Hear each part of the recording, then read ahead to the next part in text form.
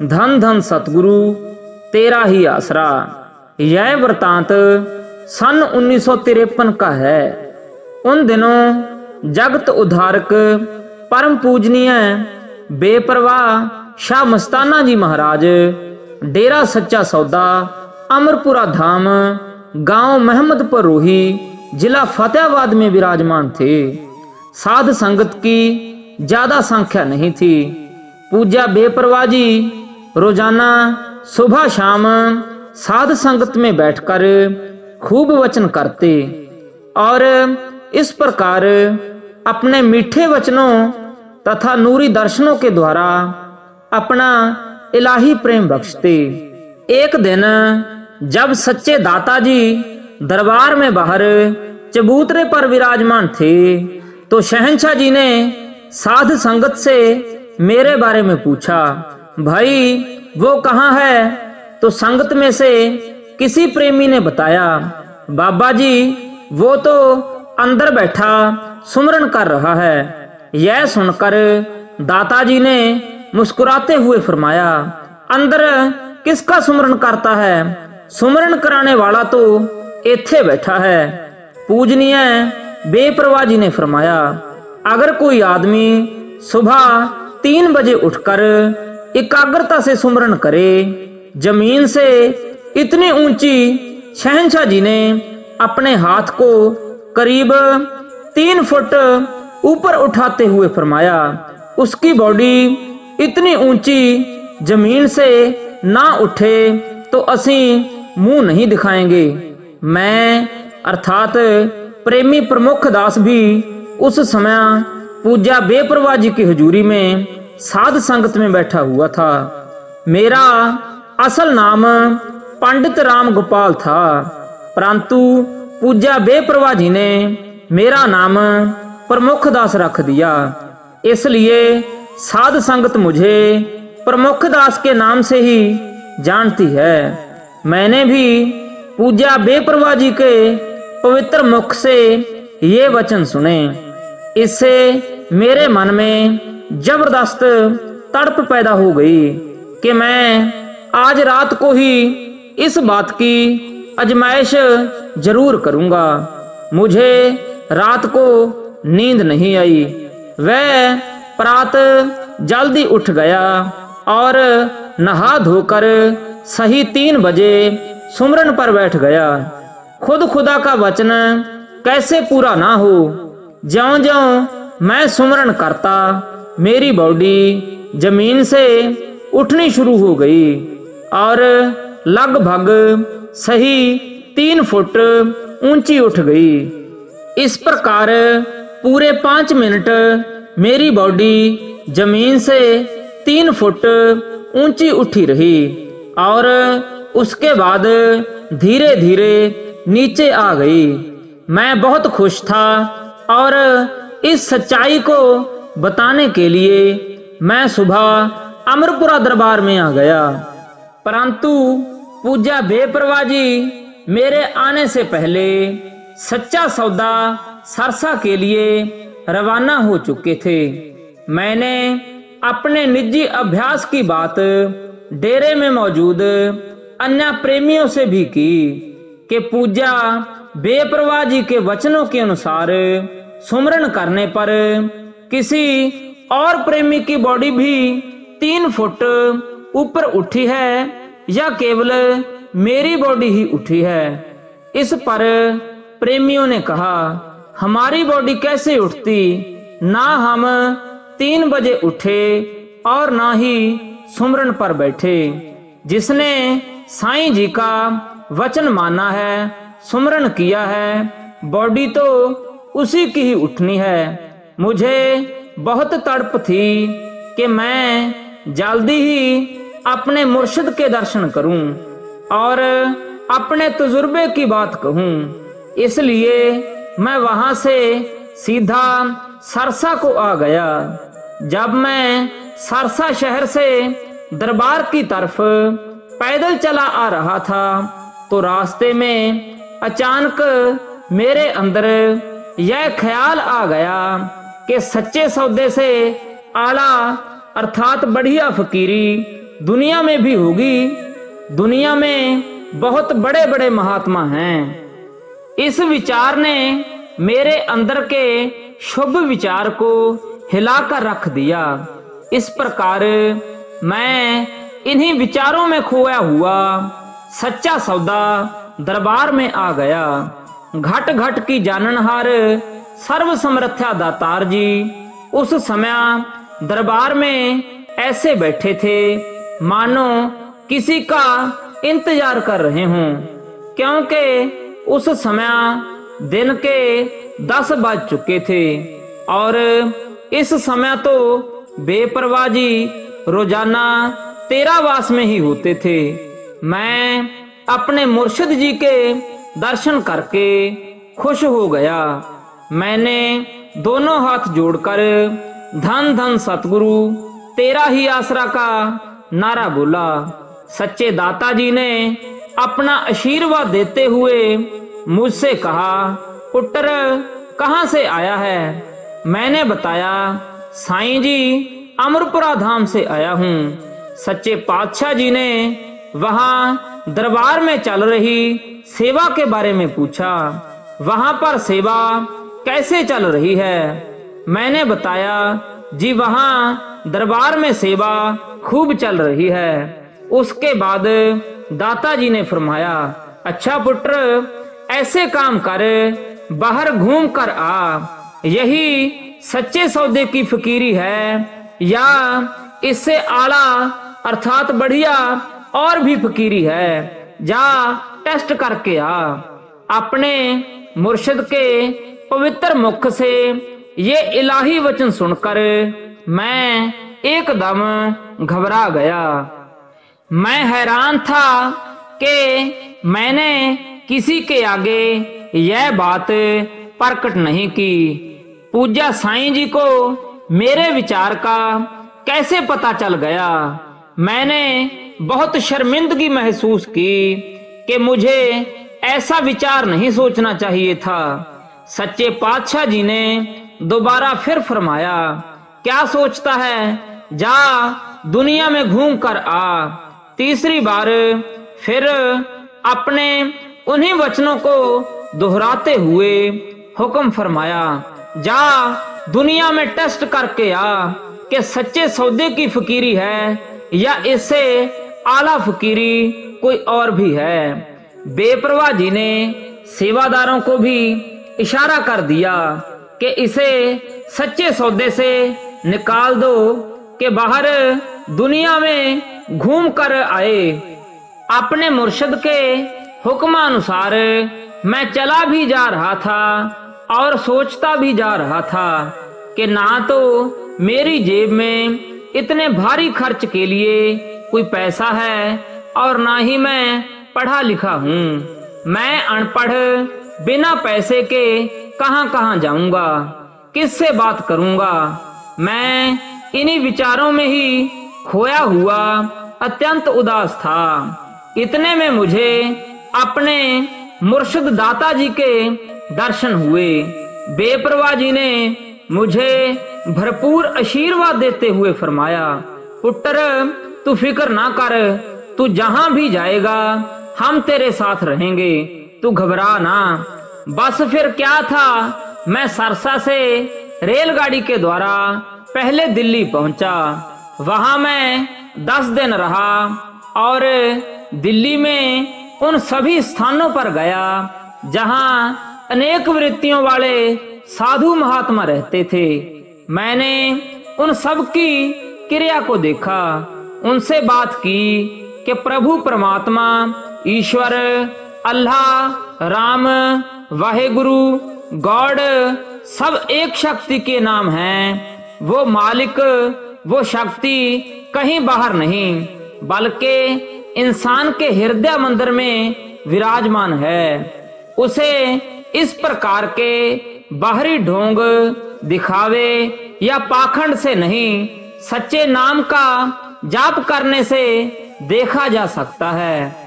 उसके बाद मैं दिल्ली से मालगाड़ी में सवार हो गया और मथुरा वृंदावन पहुंचा। वहां पर भी मैं 10-12 दिन रहा। वहां पर रहने वाले साधु महात्माओं की रोजाना की क्रियाओं को देखा और परमात्मा की अपार शक्ति के बारे में खूब बातचीत की। फिर मैं दिल्ली से होते हुए हरिद्वार पहुंचा। 10 दिन वहां पर रहकर हरिद्वार में रहने वाले उन महात्माओं से भी खूब बहस की जो अपने आप को बहुत बड़े महात्मा मानते थे। हरिद्वार से ऋषिकेश, नीलकंठ, महादेव, रामरा, पिंडारा आदि अनेकों तीर्थ स्थानों पर भी गया। इस प्रकार मैं निरंतर 3 महीने घूमता रहा। दुनिया जड़ पूजा में फंसी हुई है। भक्ति या फकीरी नाम की कोई चीज भी उन्हें मालूम नहीं है। 3 महीने के बाद आखिर मैं वापिस फतेहाबाद आ गया। ज्यों ही मैं बस से उतरा तो वहीं बस स्टैंड पर मुझे कुछ आदमी मिले। उन्होंने कहा कि यहाँ शहर में एक आदमी ने कृष्ण भगवान का पाखंड धार रखा है और लोगों को बहकाता है। मैं उन आदमियों को लेकर सीधा उस स्थान पर पहुंचा। देखा तो सचमुच ही कृष्ण भगवान की नकल पूरे पाखंड के साथ बहुत बढ़िया बेड पर लेटा हुआ था और कुछ औरतें उसके पांव दबा रही थीं। वहां पास ही एक छवि, कुल्हाड़ी और एक भाला यानी 3 हथियार रखे हुए थे। उसके पास ऐसा कोई दर्पण अर्थात शीशा था। उसने वह शीशा मेरे साथ गए उन आदमियों की आंखों के सामने कर दिया तो वे एकदम से रोने लग गए। फिर उसने वही शीशा मेरे सामने किया, परंतु मुझ पर उसका जरा मात्र भी असर नहीं हुआ। इस पर मैं जोश में आ गया और रोबदार आवाज में कहा कि ओ पखंडी, तू यह जादू वाला शीशा दिखाकर लोगों को बुद्धू बना सकता है। मुझ पर इसका कोई असर नहीं होगा, क्योंकि मेरा मुर्शिद बेपरवाह शाह मस्ताना जी खुद खुदा है। बता पखंडी, तू कौन है? क्यों ऐसा ढोंग करता है?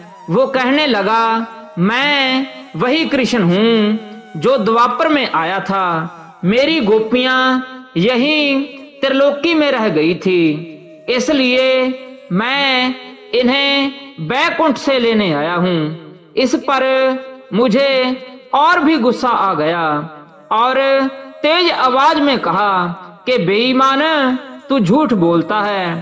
पाखंडी, तेरे को इस बात का पता है कि वो ताकत कभी भी उसी नाम व वेशभूषा में दोबारा सृष्टि पर नहीं आती। तू दोबारा कृष्ण के नाम से आ गया। तू पाखंड करता है और दुनिया को धोखा देता है। याद रख, जो तू इन औरतों से पैर दबवाता है नरकों में जाएगा और लक्कड़ मंडी का संडा बनेगा। इस प्रकार मैंने खरी खरी सुनाकर उस पखंडी को खूब समझाया। उस पखंडी का पर्दाफाश हो गया। सच्चाई लोगों के सामने प्रकट हो गई। यह देखकर वह पखंडी दुम दबाकर बाहर निकल आया और मेरे पैर पकड़कर गिड़गिड़ाने लगा कि मुझे क्षमा कर देवें। मैंने कहा, तूने दुनिया को बेवकूफ बनाया है, लोगों को बहुत धोखा दिया है। क्षमा लेनी है तो सच्चे सौदे में पूज्या बेपरवाह मस्ताना जी के पास पहुंच जा। यह कहकर मैंने उससे अपने पैर छुड़ा लिए। इस प्रकार दुनिया में सब कुछ देखकर तौबा करता हुआ मैं 3 महीने के बाद सच्चा सौदा दरबार में पहुंच गया। उस समय शाम के करीब 4 बजे थे और वाली दो जहान पूज्य दातार जी साध संगत में विराजमान थे। मैंने अपने प्यारे मुर्शद खुद खुदा की हुजूरी में खूब सत्कार से हाथ जोड़कर धन धन सतगुरु तेरा ही आसरा का नारा लगाया। मैं अपने मुर्शद के प्यार और वैराग्य में रो उठा। आंखों में आंसू संभाले नहीं संभलते थे। मुझे अपने मुर्शद का इतना बिछोड़ा, इतना वियोग क्यों देखना पड़ा, परंतु वह भी खुद खुदा का राज था। मुर्शद दाता जी का हुक्म था और उसमें मेरी ही भलाई थी। सर्व समर्थ्या सच्चे दातार जी ने मुझे अपने पास बुलाकर भरपूर प्यार व आशीर्वाद देते हुए फरमाया, आ पुत्र इधर आ, तुमने फकीरी टेस्ट करी, इससे आला फकीरी देखी है कहीं? जो देखा साध संगत को सुना। मैंने अर्ज की, सच्चे साईं जी मैंने खूब देखा, खूब टेस्ट किया। सारी दुनिया बाहर मुखी पखंडों में लगी हुई है। हर कोई जड़ की पूजा करता है, कोई कागज की मूर्ति की और कोई पत्थर की मूर्ति को रखकर उसकी पूजा कर रहा है। कोई गेरुए रंग के वस्त्र पहनकर पाखंड धारे बैठा है और कोई कान फटवाकर व जटें बढ़ाकर बैठा है। सब पखंडों में लगे हुए हैं और मांग मांग कर खाते हैं। अंदर वाले सतगुरु का किसी को पता ही नहीं है। दयालु शहंशाह जी ने फरमाया, अच्छा तो अब पता चल गया ना अंदर वाले सतगुरु का। इसके बाद परम पूजनीय बेपरवाह जी ने साध संगत में फरमाया, देखो भाई, पंडित ने अपने सतगुरु को खूब ठोक बजा कर देखा है कि सतगुरु खोटा तो नहीं। भाई तुमको खुटल गुरु नहीं दिया, कहीं भी जाओ, लाख कोस भी जाओ, तुम्हारे साथ जाएगा और तुम्हारी रखवाली करेगा। तुम पूछोगे तो तुम्हारे से बात करेगा। पंडित ने अपने सतगुरु को ठोक बजा कर देखा है। जैसे महिलाएं कुम्हार से भांडा बर्तन लेती हैं तो उसको ठनका कर देखती हैं कि कहीं फूटा हुआ तो नहीं है। इस प्रकार मैंने दुनिया में घूम कर देख लिया है कि बाहर पाखंडबाजी के अलावा और कुछ भी नहीं है। सच्चा सौदा जैसी फकीरी ना तो कहीं और है और ना ही हो सकती है। मैंने अपने प्यारे रहबर खुद खुदा वाली दो जहान दाता जी से हाथ जोड़कर अपनी भूल की क्षमा मांगी और संगत के सामने भी अर्ज की कि सच्चे सौदे की ही आला फकीरी है। इससे आला फकीरी और कहीं भी नहीं है। इसलिए परम पूजनीय साईं जी की रहमत व दयालुता की ऐसी मिसाल दुनिया में कहीं भी नहीं है। परम पूजनीय शहंशाह मस्ताना जी महाराज इंसानी चोले में खुद खुदा ईश्वर अल्लाह राम हैं। बेशक शहंशाह जी हमारी तरह खाते पीते व सब बातचीत करते हैं, लेकिन इनका बोला हुआ लफ्ज खुदा का कलाम है। यानी कुल मालिक प्रभु परमात्मा खुद पूज्य शहंशाह मस्ताना जी बलोचिस्तानी के चोले में सच्चा सौदा में बैठकर काल जाल में फंसी अपनी रूहों को छुड़ाने, जन्म मरण के चक्कर से मुक्त करवाने का काम करता है। इसलिए सभी साध संगत से मेरा अनुरोध है कि अगर प्रभु परमात्मा के साक्षात दर्शन करने हैं, वाहेगुरु अल्लाह राम खुदा को अपनी आंखों से प्रत्यक्ष देखना चाहते हैं, तो सच्चा सौदा में आएं और परम पूजनीय बेपरवाह शाह मस्ताना जी से नाम शब्द लेकर निरंतर सुमरन अभ्यास करें। मालिक के आपको अवश्य दर्शन होंगे और आपकी आत्मा को मोक्ष मुक्ति भी मिलेगी। धन धन सतगुरु तेरा ही आसरा।